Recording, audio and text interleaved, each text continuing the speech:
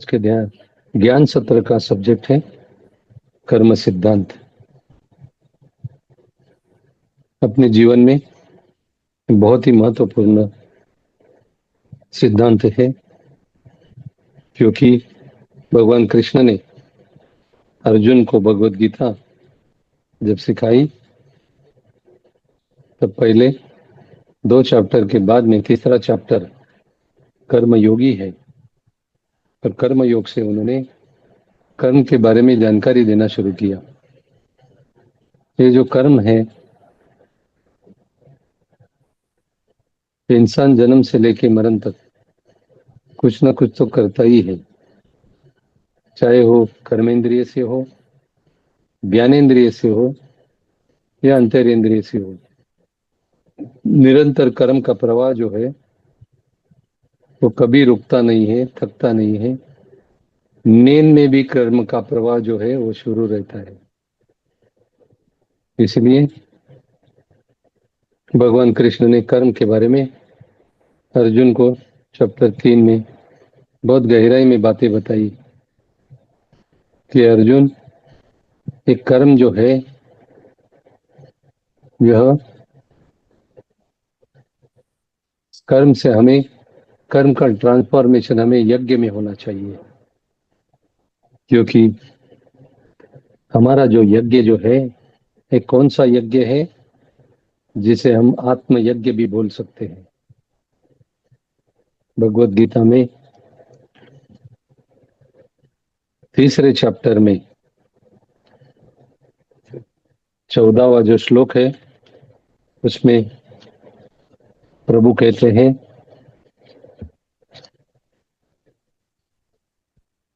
अन्नान् भवति भूतानि पर्जन्यादन्न संभवः यज्ञात् भवति पर्जन्यो यज्ञ कर्म समुद्भवः। इसका अर्थ है कर्म से यज्ञ की उत्पत्ति होती है, यज्ञ से पर्जन्य की उत्पत्ति होती है। पर्जन्य यानी बारिश, बारिश से अन्न की उत्पत्ति होती है, और अन्न से सभी प्राणी मात्र की उत्पत्ति होती है। यह जो साइकिल जो है प्रकृति का, इस साइकिल के बारे में भगवान कृष्ण ने अर्जुन को बताया, और ये साइकिल बहुत ही महत्वपूर्ण है। ये अगर समझ में आई तो कर्म जो है, हम लोग भौतिक जगत में बहुत कुछ करना पड़ता है, उसे विहित कर्म कहते हैं। और ये विहित कर्म जो है ना, वो कैसे करना है इसकी शिक्षा भी अर्जुन को दी गई है भगवत गीता के माध्यम से। मगर कर्म जो है, जैसे कोई हम लोग मोबाइल खरीदते हैं तो उसके साथ में मैन्युअल आता है। मैन्युअल यानी छोटी सी पुस्तिका होती है, उसमें से हमें पता चलता है कि ये जो मोबाइल है इसे किस तरह चलाया जाए। तो पुस्तिका पढ़कर हम लोग जैसे मोबाइल चलाते हैं, मोबाइल चलाना सिखाते हैं, उसमें कौन से फंक्शन है, वो कौन से फंक्शन क्या काम करते हैं, ये जैसे पुस्तिका पढ़कर हम लोग सीखते हैं, वैसे ही भगवत गीता यानी जीवन की एक पुस्तिका है।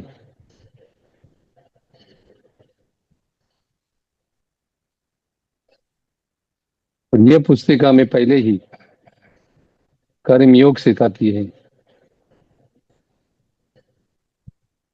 जब अर्जुन ने अपने धनुष और बाण नीचे रखे और उसके सामने सब उसको चाचा, मामा, काका, नाना, पितामह सब कुछ दिखने लगे, तो उसे ऐसा लगा कि लानत है ऐसी जिंदगी पर, जो जिंदगी अपनों को ही मार कर मुझे अजिंक्य बनकर पूरे साम्राज्य का मालिक बना रही है। तो ऐसा जीवन मुझे नहीं चाहिए। तो इसीलिए भगवान कृष्ण ने जब वो सुनने के मोड में आए, तभी उनको भगवत गीता का कर्म योग से कहना भगवान श्री कृष्ण ने शुरू किया। भगवान कृष्ण ने कर्म योग के बारे में बहुत कुछ कहा है, मगर मैं कुछ बहुत महत्वपूर्ण जो श्लोक है उसको दोहराना चाहूंगा, क्योंकि ये 2-4 श्लोक जो है ना, उसमें आपको पूरी तरह से कर्म योग जो क्या है वो समझ में आएगा। कि भगवान कृष्ण ने भगवत गीता में सभी प्रकार के योग बताए हैं। कर्म योग, ज्ञान योग, भक्ति योग, ध्यान योग, राज विद्या राजगुह्य योग, बुद्धि योग, हठ योग, सभी प्रकार के योग बताए। मगर सर्वसाधारण आम इंसान को 3 प्रकार के योगों से जुड़ने के लिए कहा है। एक होता है कर्म योग, दूसरा होता है ज्ञान योग, और तीसरा होता है भक्ति योग। क्योंकि कर्म के माध्यम से भी भगवान के चरणों तक हम पहुंच सकते हैं, ज्ञान के माध्यम से भी भगवान के चरणों तक पहुंच सकते हैं, और भक्ति के माध्यम से भी हम भगवान के चरणों तक पहुंच सकते हैं।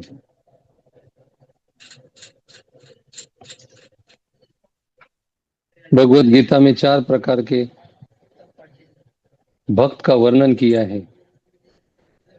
तो ये जो भक्त है, एक भक्त होता है आर्त, दूसरा होता है अर्थार्थी, तीसरा होता है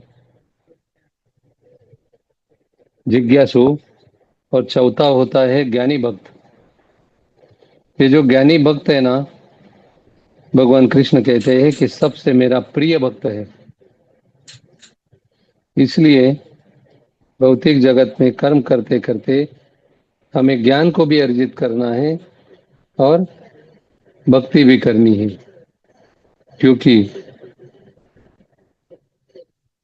हम लोग अगर हम लोग हमारे थाली में चावल लेते हैं, तो चावल के ऊपर कोई दाल होनी चाहिए ना। सब्जी लेते हैं तो सब्जी के साथ रोटी होनी चाहिए ना। वैसे हमने बहुत कुछ ज्ञान पाया, मगर ज्ञान के साथ भक्ति नहीं होगी तो वो ज्ञान अधूरा होता है। और सिर्फ भक्ति ही करेंगे और ज्ञान नहीं होगा तो भक्ति जो है ज्ञान के बगैर बांझ है। समझ में आया ना बांझ क्या होता है? हाँ, ज्ञान के बगैर भक्ति नहीं हो सकती, भक्ति के बगैर ज्ञान नहीं हो सकता।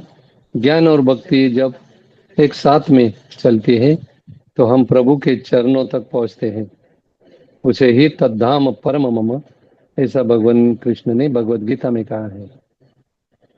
तो पहले कर्म योग को समझना होगा, तो ही आप ज्ञानी बन सकते हैं और ज्ञान पाकर भक्ति कर सकते हैं, या भक्ति कर सकते हैं, भक्ति पाकर ज्ञान की ओर बढ़ सकते हैं।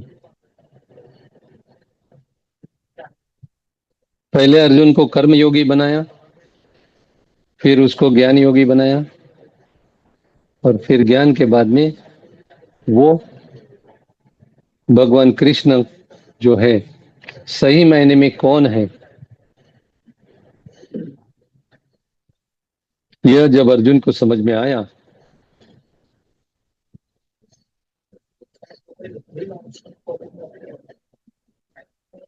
तब वो निष्काम भक्त हो गया भगवान कृष्ण का। क्योंकि भगवान कृष्ण अर्जुन और उनका बुआ का लड़का समझ के ऐसा नाता था। उसके बाद में वो मित्र बन गए। उसके बाद में वो मित्र बनते बनते भक्त और भगवान बन गए। उसके बाद में शिष्य और गुरु बन गए, फिर सत्शिष्य और सदगुरु बन गए। और सत्शिष्य और सदगुरु बनने के बाद में वो एक दूसरे में इतने घुल मिल गए कि अर्जुन कौन और शिष्य कौन, वो एक दूसरे के हृदय में जानने लगे, हृदय से जानने लगे। और यही भगवत गीता का पूरी तरह से सार है। इसलिए कर्म योग हमें सिखाता है कि कर्मो ब्रह्मोद्भव विद्धि ब्रह्माक्षर समुद्भवम तस्मात् सर्वगतम ब्रह्म नित्यम यज्ञे प्रतिष्ठितम। इसका अनुवाद है कर्म की उत्पत्ति जो है वो ब्रह्म से होती है, यानी प्रकृति से होती है, और ब्रह्म जो है वो अक्षर से निर्माण होता है, और अक्षर जो है वो परमात्मा से उत्पन्न होता है। मनो इसलिए हम जो यज्ञ करते हैं ना, उस यज्ञ जो है ना, उस यज्ञ में इन बातों को गहराई में समझना होगा। कर्म को, ब्रह्म को, अक्षर ब्रह्म को और परमात्मा को, वो एक एक दूसरे से बहुत ही गहराई में जुड़े हुए हैं। जब तक ये नहीं समझेंगे तब तक हमारी ज्ञान की यात्रा जो है ना वो अधूरी रह जाएगी और सिर्फ हम भक्ति ही करते रहेंगे। इसलिए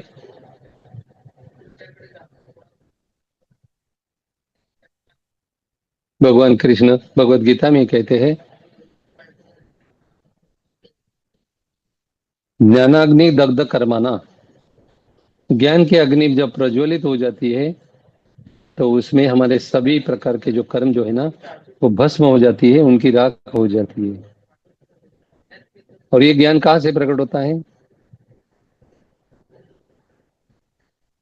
हम ध्यान करते हैं तो ध्यान से ज्ञान की प्राप्ति हो जाती है। इसलिए हमेशा ब्रह्मश्री पत्री सर कहते हैं कि ध्यान बिगर ज्ञान नहीं और ज्ञान बिगर मुक्ति नहीं, ऐसा वो हमेशा कहते हैं। और ध्यान के पहले कर्म योग से छुटकारा पाने के लिए हमें कुछ अलग अलग रास्ते अपनाने के लिए कहा है। एक रास्ता है, हमारा शरीर त्रिगुणात्मक है। 3 गुण कौन से है सभी को पता है। एक होता है तमोगुण, दूसरा रजोगुण और तीसरा सत्वगुण।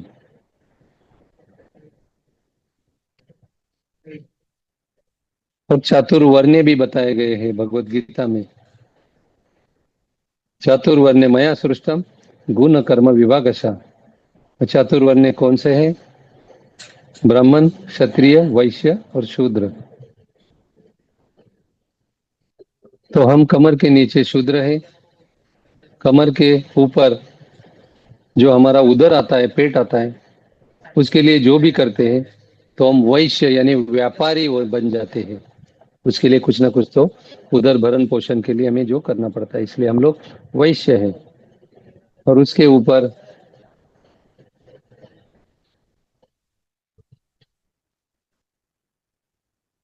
हमारा जो सीना जो है, जीवन में कोई भी आपत्ति या संकट आती है तो सीना तान के हम उसका फेस करते हैं, तो हम क्षत्रिय बन जाते हैं। और उसके ऊपर जब हम ज्ञान अर्जित करते हैं, स्वाध्याय और सज्जन संगति करते हुए जब ज्ञान अर्जित करते हैं, तब हम लोग क्या करते हैं? ब्राह्मण बन जाते हैं। तो ये अलग अलग नहीं है मेरे दोस्तों, ये सभी एक ही है और सभी हम ही हैं। सुबह से लेकर शाम तक ये सब कुछ हम करते हैं।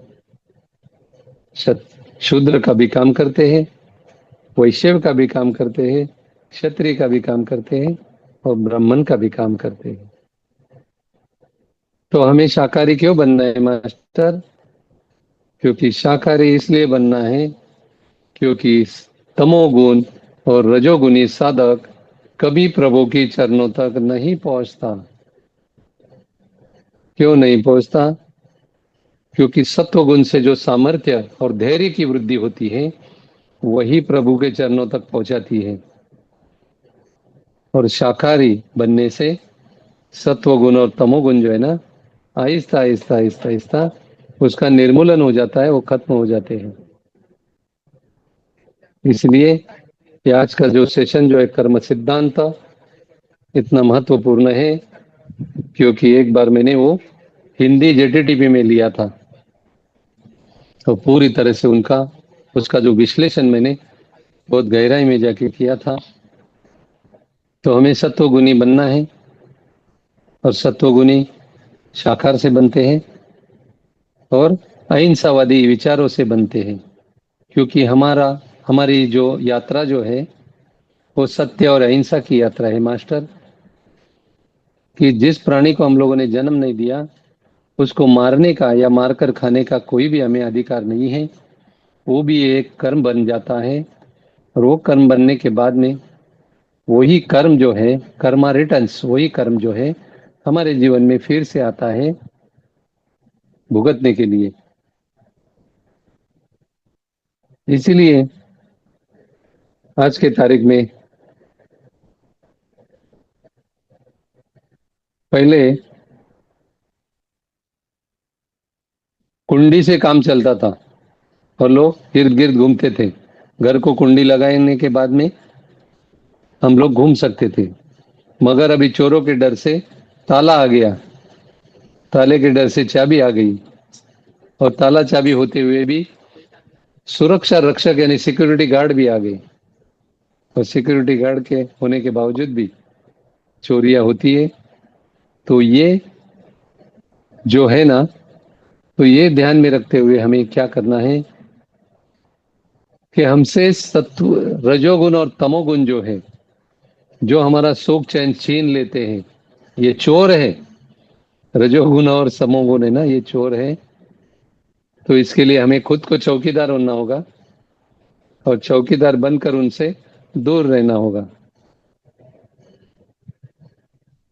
क्योंकि हमें प्रभु की प्राप्ति यानी अपने आप की प्राप्ति, प्रभु की प्राप्ति यानी अपने आप से जुड़ना, प्रभु की प्राप्ति यानी अपने आप से अपने आप को पहचानना, और अपने आप को जानना, अपने आप को पहचानना, अपने आप को समझना, और अपने आप को आप तक पहुंचना।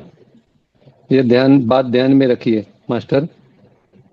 क्योंकि बोलने के लिए मैं प्रभु बोल रहा हूं, लेकिन समझने के लिए स्पिरिचुअल साइंटिस्ट कहते हैं कि आपको सेल्फ इंक्वायरी करते करते सेल्फ तक पहुंचना है। तो आपको सेल्फ तक पहुंचने के लिए जो कर्म की आवश्यकता है, वो कर्म शुद्ध और पवित्र होना चाहिए।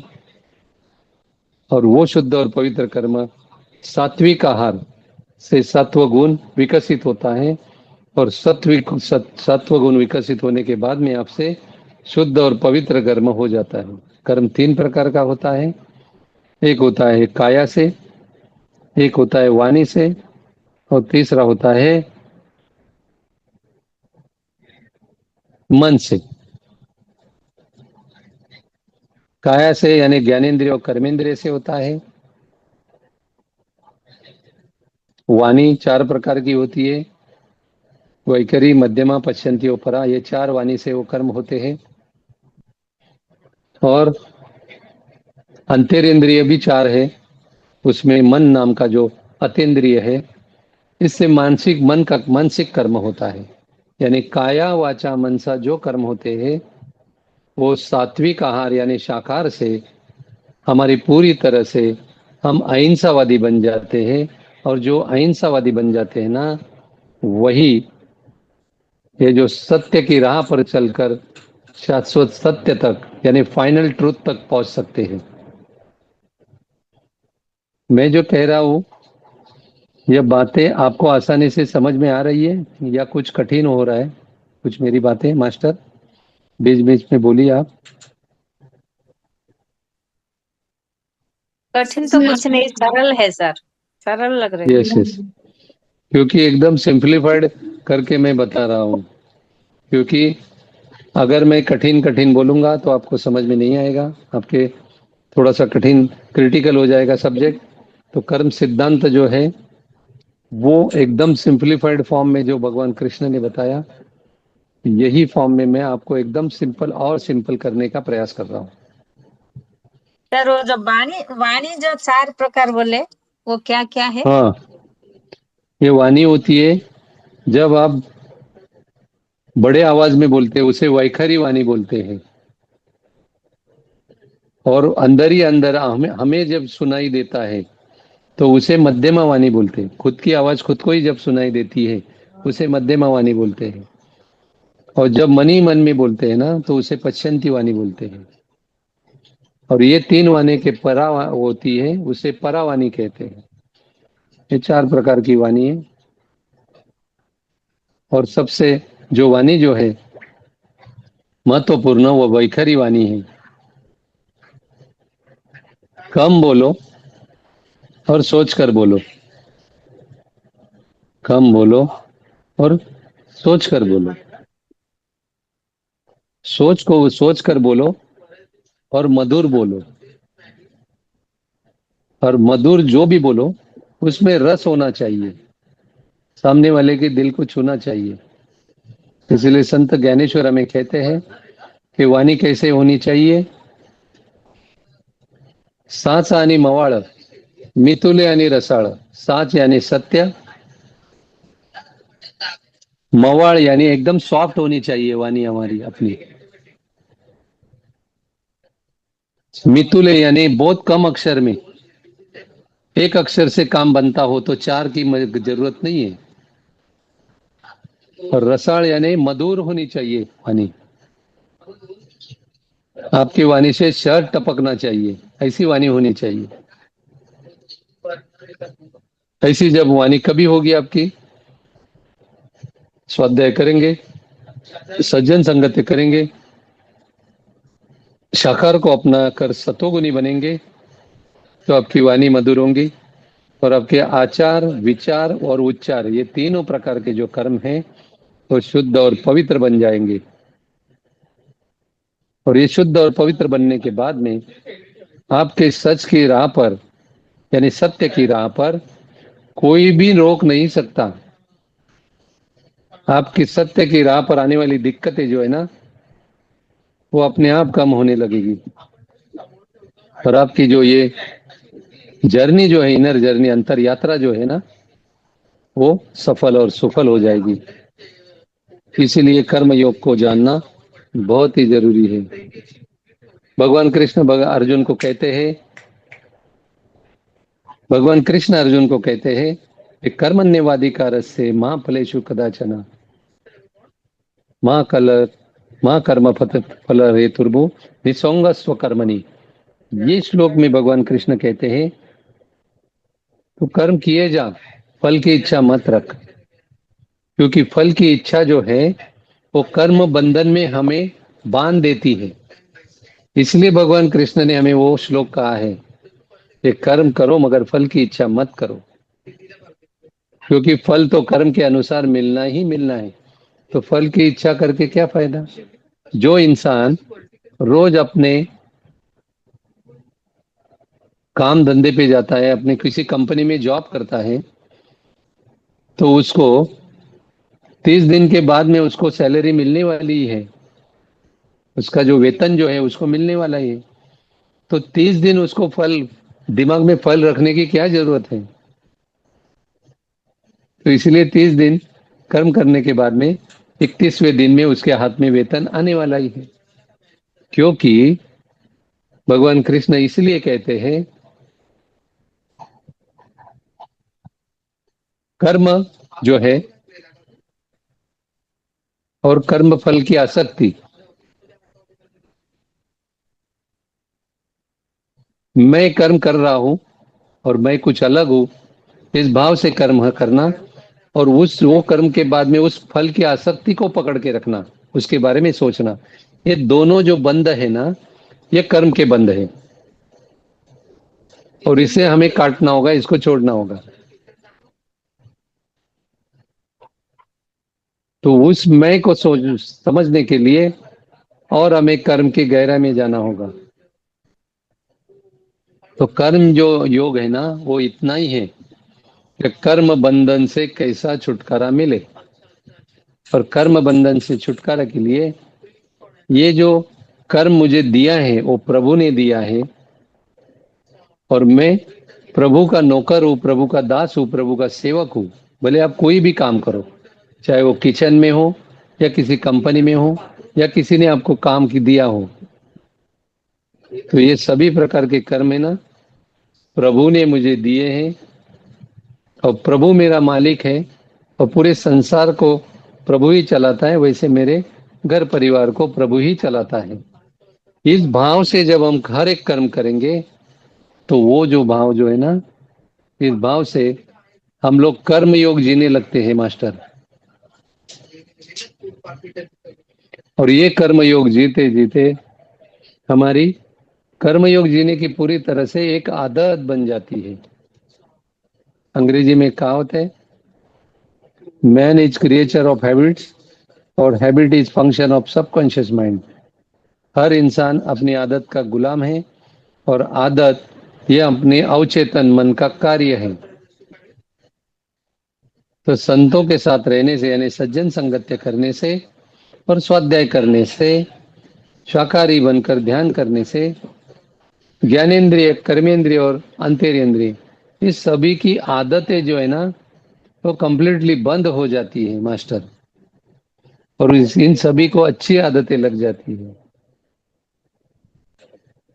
कोई कितना भी पैसा देगा तो भी आप गलत रास्ते पर या गलत जगह पे गलत काम कभी नहीं करने वाले हो। ये जागृति में तो छोड़ो, सपने भी नहीं करोगे और नींद भी नहीं करोगे। इतने आप है ना मजबूत हो जाओगे।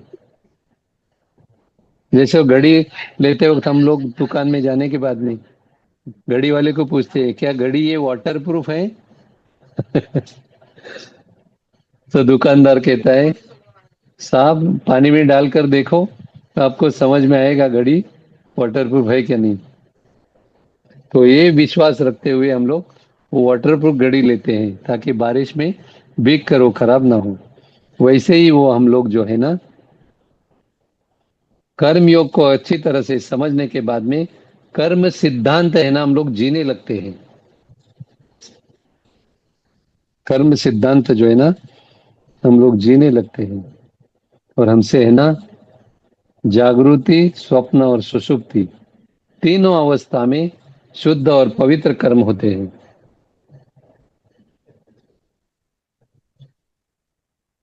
इसीलिए एक महात्मा ने मुझे कहा है, चार वेद भले ना पढ़े हो, चार वेद भले ना समझे हो, या चार वेदों के बारे में आपको कुछ भी मालूम नहीं है, मगर चार बातें हमेशा ध्यान में रखो।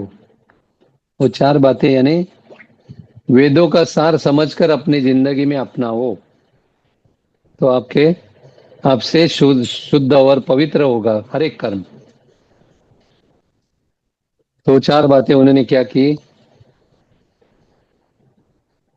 वो मराठी में 2 लाइन है, वो मैं दोहराता हूँ फिर हिंदी में उसका अनुवाद करता हूँ। उन्होंने बताई कि शुभ चिंतावे, शुभ इच्छावे, वचनी शुभ बोलावे, शुभ कर्माच्या सामर्थ्याने करावे जीवनाचे सोने। ये मराठी में बताया, मैं हिंदी में अनुवाद करता हूँ। शुभ चिंतावे यानी शुभ चिंतन करना, शुभ इच्छावे यानी शुभ इच्छा करना, वचनी शुभ बोलावे, जो भी वचन से बोलो वो शुभ बोलना है, और जो भी ज्ञानेंद्रिय कर्मेंद्रिय के माध्यम से जो करोगे कर्म वो शुभ कर्म होना चाहिए। तो ये चार वेद नहीं पढ़ोगे तो ये चार बातें ध्यान में रखते हुए आप हर पल, हर क्षण, हर दिन जियोगे तो आपके मोक्ष और मुक्ति के राह जो है ना, राह के सभी प्रकार के कांटे दूर हो जाएंगे। सभी प्रकार के जो स्पीड ब्रेकर जो है ना वो अपने आप निकल जाएंगे और आपकी यात्रा जो है ना वो गतिमान होगी, सुरक्षित होगी और आप जल्द से जल्द मोक्ष और मुक्ति तक पहुंच जाओगे। इतना सिंपल है। शुभ चिंतन करना, शुभ इच्छा करना, शुभ बोलना और शुभ कर्म करना, कितना सिंपल है। मगर यह हम लोग जो है ध्यान में आने के बाद में भी जब गुस्सा आता है तो ये सभी भूल जाते, सब कुछ भूल जाते हैं। गुस्सा आने के बाद में ये सब कुछ भूल जाते हैं। अरे काय का शुभ चिंतन, ये आदमी गलती कर रहा है और उसे अगर बोलेंगे नहीं सही समय पर तो गलतियों पे गलती करता रहेगा। ठीक है, सिचुएशन उसको देख के बोलना। गुस्सा आ रही है सर, एक एक बार सिचुएशन को हाँ, देख के एक एक बार गुस्सा आ रही है। देखो देखो, गुस्सा आना चाहिए मगर गुस्सा कैसा होना चाहिए? वो गुस्सा पेट से नहीं आना चाहिए, होठों से आना चाहिए। जो पेट से गुस्सा आता है ना, अपनी नाभि से बाहर निकलता है जो गुस्सा, वो हमारे शरीर में रोग, डिजीज निर्माण करता है। और जो होठों से बाहर आता है ना वो गुस्सा, वो उसके लिए, सामने वाले के लिए फायदेमंद है। शुभ लक्ष्मी जी, या सुनिए, सामने वाले के लिए भी फायदेमंद है और अपने लिए भी फायदेमंद है।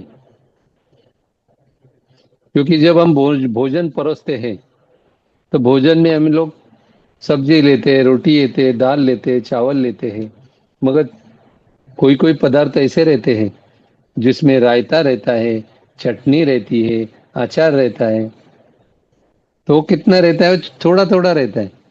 अचार थोड़ा रहता है, चटनी थोड़ी रहती है, रायता थोड़ा रहता है। सब्जी के इतना चटनी नहीं रहती, सब्जी के इतना रायता नहीं लेते, और सब्जी के इतना हम लोग अचार भी नहीं लेते, है ना? वो कितना रहता है। वैसे ही जीवन रूपी भोजन में, हाँ, ये विकारों को हमें वापरना है। विकारों ने हमें नहीं वापरना है, हमको विकारों के मालिक बनना है। जब वो थोड़ा थोड़ा थोड़ा थोड़ा हम लोग वापरेंगे ना हमारी इच्छा से, तो हम उसके एक ना एक दिन मालिक बन जाते हैं, क्योंकि वो स्वाधीन हो जाते हैं हमसे। हमारे लिए वो स्वाधीन बन जाते हैं। इसलिए इतना इतना तो जरूरी है। ग्रस्त हम लोग ग्रस्त ही है, इसलिए इतना इतना चटनी के जैसा, अचार के जैसा, रायता के जैसा थोड़ा थोड़ा होना जरूरी है। नहीं तो सब कुछ छोड़ देंगे ना, तो आपको एक दिन आपके ही घर से बाहर निकलना पड़ेगा। बोले भाई तेरा घर में हमारे कुछ काम नहीं है, तो अभी आश्रम में रहना, घर में मत रहना। ऐसा हमें ही बोलेंगे घर वाले। इसलिए विकार जो है ना, परिस्थिति के अनुसार, घटना के अनुसार उसका थोड़ा थोड़ा इस्तेमाल करना चाहिए। तो ये काया वाचा मनसा, हमारा कर्म शुद्ध और पवित्र होने के लिए सात्विक आहार यानी शाकाहार भोजन अपनाना चाहिए। और ये शाकाहार क्यों अपनाना चाहिए? क्योंकि सत्य और अहिंसा की राह पर जितने भी महात्मा चले, चाहे वो गौतम बुद्ध हो, संत ज्ञानेश्वर हो, संत ज्ञानेश्वर की बहन मुक्ताबाई हो, या महावीर भगवान हो, वो सभी ने सत्य और अहिंसा की राह पर सत्व गुण को अपनाया, उसे स्वीकार करते वो आगे बढ़े। इसलिए हमें उनके नक्शे कदम पर चलकर उसको अपनाना होगा और वही राह पर हमें चलना होगा, क्योंकि उसी उनके नक्शे कदम पर चलने से हम मंजिल तक जल्द से जल्द पहुंचते हैं। क्योंकि इसमें दो ही मार्ग है, एक अपने मन का मार्ग और दूसरा संतों के विचारों का मार्ग। मन के मार्ग से आज तक हम भटकते ही आए जन्म जन्मांतर से, और संतों के मार्ग से मन को, वो संत महात्मा मन को भटकने नहीं देंगे। चंचल मन को स्थिर करने का, चंचल मन को स्थैर्य पाने का, चंचल मन को शांत करने का, ये सभी प्रक्रिया जो है, जो संतों ने की अलग अलग साधना करते हुए, वही तो साधना हम लोग कर रहे हैं हर रोज। और इसी माध्यम से हमें आगे बढ़ना है। तो साकार किसे दिया है करने के लिए? प्रकृति ने। तो ये रहस्यमय बात आपको बता रहा हूं, ध्यान से सुनिए। जो प्राणी अपने जीवा से पानी पीता है वो सभी प्राणी मांसाहारी है, और जो प्राणी अपने होठों से पानी पीता है वो शाकाहारी होते हैं। हम लोग अपनी जीवा से पानी पीते हैं क्या होठों से पीते हैं? होठों से पीते हैं। तो देखिए संसार में जो प्राणी अपनी जीवा से प्राणी पानी पीते हैं वो सभी मांसाहार करते हैं, नॉनवेज खाते हैं। और जो प्राणी अपनी होठों से पानी पीते हैं, गाय, बकरी, है ना, वो सभी जो है ना, वो प्राणी शाकाहारी होते हैं, मांसाहारी नहीं होते। तो इंसान उल्टों से पानी पीता है, तो इंसान जो है शाकाहार भोजन लेने के लिए ही वो बना है, ना कि मांसाहार करने के लिए। इसलिए जब हम लोग शाकाहार रैली निकालते हैं तो शाकाहार रैली में ये बताते हैं कि इंसान के लिए शाकाहारी बनना बहुत ही जरूरी है, क्योंकि शाकाहारी भोजन चयापचय में 14 से 16 घंटे लगते हैं। अगर मांसाहार भोजन जो है, नॉनवेज भोजन जो है, वो डाइजेस्ट होने में, चयापचय होने में 48 से 72 घंटे लगते हैं। और मांसाहार करने से, ये मांसाहार जो एक प्रकार का शापित आहार है,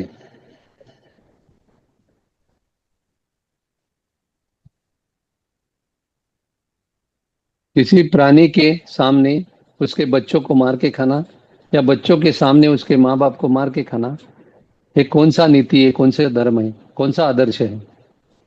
क्योंकि उसमें उनकी जो है ना, कर्स यानी शापित हो जाता है वो अन्न।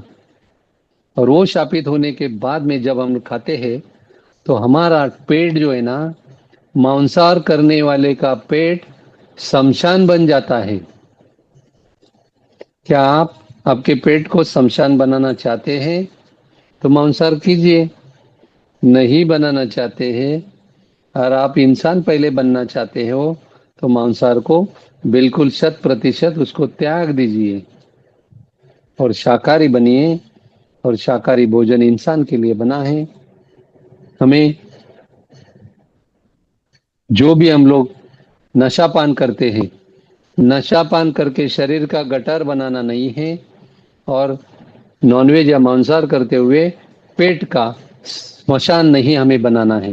ये बातें हमेशा ध्यान में रखिए। जब भी शाकाहार का प्रचार करें तो ये बात लोगों तक पहुंचाइए। ये एक सभी संतों का कॉमन मैसेज है और ये कॉमन मैसेज सभी लोगों तक पहुंचना बहुत ही जरूरी है। इसलिए काया वाचा मनसा, हमारा जो कर्म जो है, यही हम इस जन्म में हम कर रहे हैं। वो पहले, इसके पहले के जन्म में भी हम इसी तरह से करते आ रहे हैं। अभी हम लोग स्वाध्याय, सज्जन संगत, ध्यान, साकार क्यों अपना कर रहे हैं? क्योंकि पहले हम लोग पहले जन्म में ये सब कुछ कर चुके हैं और हमें आगे प्रमोशन मिला है, इसलिए हम ध्यान से जुड़े हैं। जैसे बहुत साल जब कोई इंसान कोई कंपनी में जॉब करता है, सर्विस करता है, तो उसको सीनियरिटी के ऊपर उसको प्रमोशन मिलता है। ये मनुष्य देह मिलकर हम लोग आए हैं ध्यान और ज्ञान के माध्यम से सत्य और अहिंसा को अपनाकर मोक्ष और मुक्ति के राह तक पूरी हमारी जो जीवन यात्रा है वो सफल करने के लिए हम आए हैं।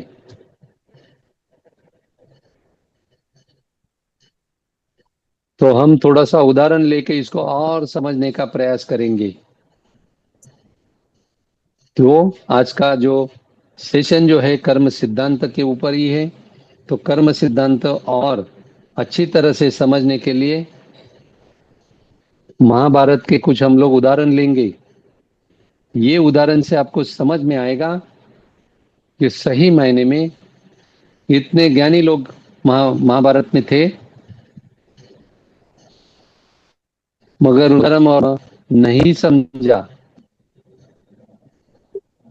महाभारत के युद्ध में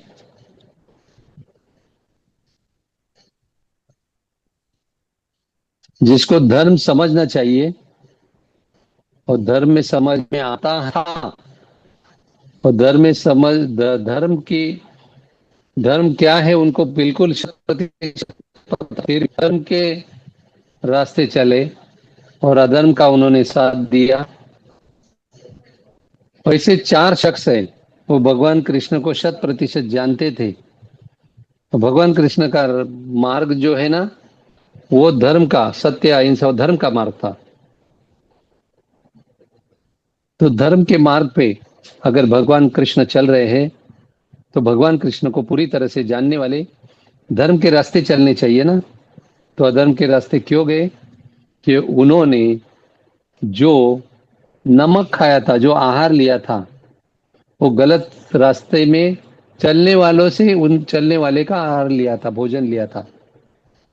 इसलिए नमक हरामी नहीं होनी चाहिए, नमक हलाल होना चाहिए। इसलिए उन्होंने अधर्म का रास्ता चुना और अधर्म के रास्ते पर वो बिल्कुल खुद को पूरी तरह से वो खुद को खत्म कर बैठे। वो 4 जो है शख्स वो बिल्कुल जानते थे। वो 4 शख्स कौन कौन है? पितामह भीष्म, कृपाचार्य, द्रोणाचार्य और महारथी कर्ण, ये चारों जन भगवान कृष्ण को अच्छी तरह से जानते थे। भगवान कृष्ण से राय भी लेते थे, सलाह भी लेते थे, मगर भगवान कृष्ण को जो सत्य और अहिंसा की राह पर चलकर जो पूरी तरह से जानना चाहिए अनुभव के तौर पर, वो नहीं जानते थे। जो अर्जुन ने जाना, उद्धव ने जाना, वो नहीं जानते थे। तो इसलिए वो अधर्म के रास्ते चले और अधर्म के रास्ते खुद का विनाश कर बैठे।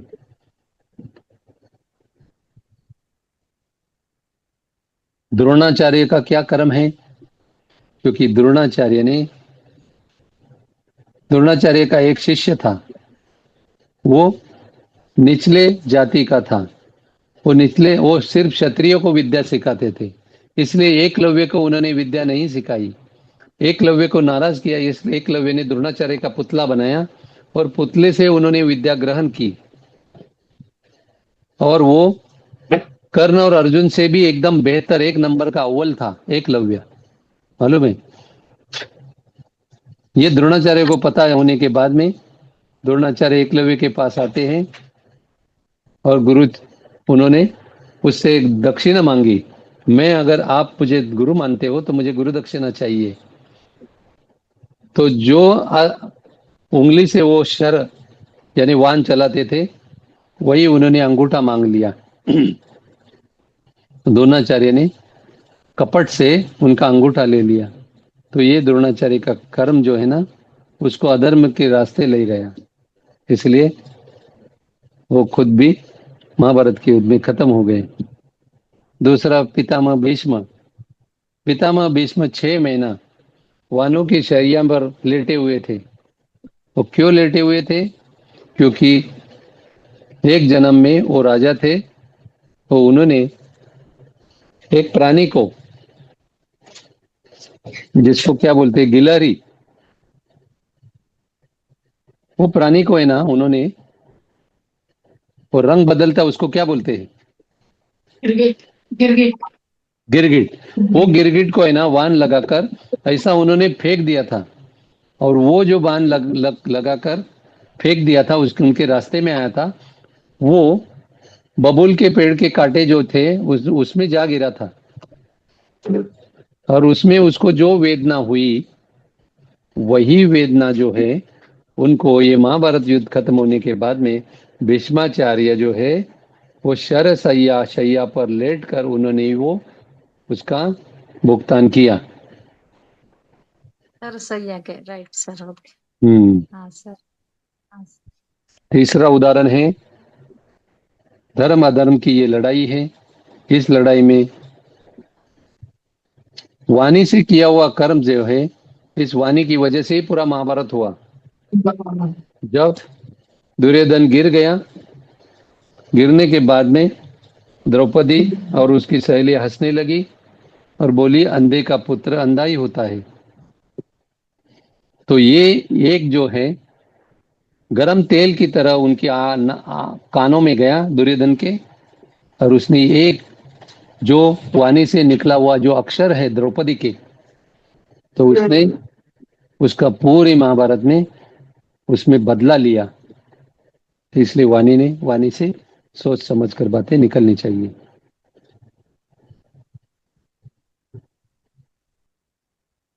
और चौथा, भगवान कर्ण जो है, महारथी कर्ण, उसका पहिया जो है ना, युद्ध करते करते जमीन पर अटक गया। वो पहिया अटकने के बाद में वो अर्जुन से बहुत भारी था। अर्जुन से वो जीतना बहुत ही मुश्किल था। मगर कभी भी जीवन का युद्ध जीतना है तो भगवान का अगर अधिष्ठान है, भगवान का स्मरण है, भगवान की याददाश्त में है, भगवान का अनुसंधान है, तो इंसान कितना भी दुनिया से कम हो, मगर वो ही युद्ध जीतता है, क्योंकि उसके साथ में प्रभु रहते हैं, प्रभु का अधिष्ठान होता है। अर्जुन के साथ प्रभु थे, प्रभु का अधिष्ठान था, इसलिए उसका पहिया जमीन में जाने के बाद में उसी वक्त भगवान कृष्ण ने अर्जुन को बोला, अभी तो वान चला और उसको अभी मार दे, नहीं तो वो तुझे उससे को कभी नहीं जीत पाएगा। मगर ये युद्ध नीति नहीं थी, ऐसा कर्ण बोल रहा है। कर्ण बोल रहा है ये युद्ध नीति नहीं है। जब आमने आमने सामने हो दो क्षत्रिय, तो युद्ध के कुछ नियम होते हैं, उसके अनुसार ये युद्ध नहीं हो रहा है। मुझे ये पहिया निकालने दो, फिर मैं बाद में युद्ध करूंगा। मगर कृष्ण ने कहा, जब आप लोगों ने अभिमन्यु को चारों तरफ से घेर कर मारा, तब कहाँ गया था आपका धर्म, कहाँ गई थी आपका नीति, और आप कहाँ गया था आपका आदर्श। तो ये सब कुछ हमसे जो कर्म हुआ है, कर्ण से भी कर्ण भी वहां था अभिमन्यु को मारते वक्त। तो इसलिए भले वो युद्ध नीति में अधर्म होगा, मगर अधर्मी इंसान के साथ में उसको पूरी तरह से नेस्त नाबूद करना, उसको समाप्त करना, यही सच्चा धर्म है। यह भगवान कृष्ण ने अर्जुन को सिखाया और अर्जुन को बोला, इसको अभी तो वाहन चला के खत्म कर दे। ये लेकिन मैं उसको क्यों कह रहा उसको हूँ? तो उसका भी था, परशुराम का श्राप भी था कर्ण को। परशुराम का श्राप था, क्योंकि वो सूत पुत्र था कर्ण, और उसने परशुराम को कहा कि मैं क्षत्रिय हूँ, तो क्षत्रिय समझकर परशुराम ने उसे विद्या सिखाई। नहीं, मगर वो क्षत्रिय विद्या, समझ के नहीं समझ, हाँ उसको तो वो हाँ तो पंडित बन के गया था कि मैं पंडित हूँ, और हाँ, वो था क्षत्रिय था वैसे। तो बराबर है। उन्होंने जब उसको इसलिए वो कीड़ा झूठ काटा तो, झूठ बोलकर वो, हाँ झूठ लेकिन बोलकर वो वो तो विद्या हासिल की परशुराम से। लेकिन वो तो झूठ इसलिए नहीं बोला था ना, कर्ण तो झूठ नहीं बोला हाँ, था। तो ये सभी कर्मों का जब एक साथ मिलाप हो जाता है, कर्ण को तो पता ही नहीं था तभी, कि वो क्षत्रिय है। हाँ, तभी अपने अपने कर्म जो है, कर्म के मालिक को कर्म जो है ना ढूंढने आते हैं। भले वो आकाश में हो, जमीन पर हो, या पाताल में हो, वो ढूंढ कर्म का मालिक जो है, कर्म के मालिक को लेकिन ढूंढते आते हैं, सुनो जी, आज तो आपने कर्म ढूंढकर उसको सिद्धांत भगवत समाप्त गीता करते वाला हैं। कर्म सिद्धांत बताया, भगवान गीता वाला। लेकिन आज का हम्म। सब्जेक्ट तो आपका आपका अपना कर्म सिद्धांत था। आपकी अच्छा अच्छा, कर्म सिद्धांत। अपनी कर्म जीवनी सिद्धांत, बतानी थी आपको, आज फिर अच्छा कल अच्छा आना अच्छा पड़ेगा अच्छा, आप। ठीक है। उसका फिर कल जो सब्जेक्ट है ना, वो अलग, अगर अलग रखना पड़ेगा, वो तो कल अगले फिर हफ्ते आना हम लोग पड़ेगा उसका आपको। वो सब, हाँ, कल नहीं, कल कल नहीं, आएंगे। कल परसों जो है ना, परिवार हाँ, के लिए है, पूरा दिन रात, पूरा ओके। परिवार के लिए, क्योंकि उनकी भी जो है वो मांग है, मेरी हम्म, बड़ी लड़की के लिए मुझे समय देना हम्म, है, इसीलिए। ठीक है, तो जी जी, अगले हफ्ते बिल्कुल मैं ठीक है। आऊंगा और पूरे जीवनी के बारे में बताऊंगा।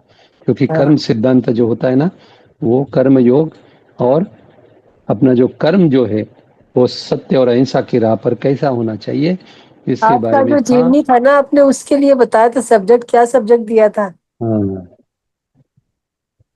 अपने जीवन मेरी का? जीवन यात्रा, बाहर से अंदर तक, ये नाम दिया था मैंने। तो बाहर से अंदर तक मेरी जीवन हाँ, यात्रा। तो ये बाहर से अंदर तक वो जीवन यात्रा। तो नेक्स्ट नेक्स्ट फ्राइडे हम को लोग ये नेक्स्ट सब्जेक्ट वीक में रहेगा। रखेंगे, नेक्स्ट वीक में नेक्स्ट रखेंगे। अभी नेक्स्ट कर्म फ्राइडे। सिद्धांत तो आपने, कर्म सिद्धांत आपने समझ लिया, और इस कर्म सिद्धांत पर हमें चलना है मास्टर।